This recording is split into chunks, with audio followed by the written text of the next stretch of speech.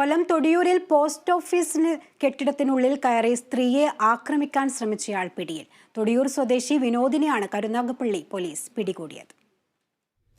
വിനോദിന്റെ ഭാര്യയുടെ പേരിലുണ്ടായിരുന്ന 5.5 സെന്റ് സ്ഥലം തൊടിയൂർ സ്വദേശി ഗിരിജ പണം കൊടുത്തു വാങ്ങിയിരുന്നു. എന്നാൽ ഇത് വ്യാജരേഖ ഉണ്ടാക്കി തട്ടിയെടുത്തതാണെന്നാരോപിച്ച തൊടിയൂർ പോസ്റ്റ് ഓഫീസിലെത്തിയ ഗിരിജയെ ഇയാൾ ആക്രമിക്കാൻ ശ്രമിക്കുകയായിരുന്നു.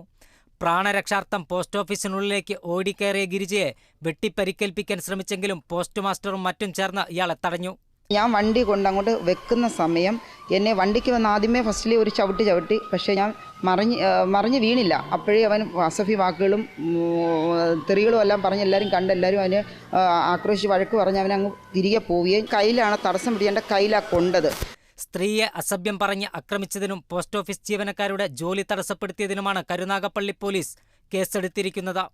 കരുനാഗപ്പള്ളി ഇൻസ്പെക്ടർ മോഹിത്തിന്റെ നേതൃത്വത്തിലുള്ള ഉദ്യോഗസ്ഥരാണ് പ്രതിയെ പിടികൂടിയത്. കേരള വിഷൻ ന്യൂസ്, കൊല്ലം.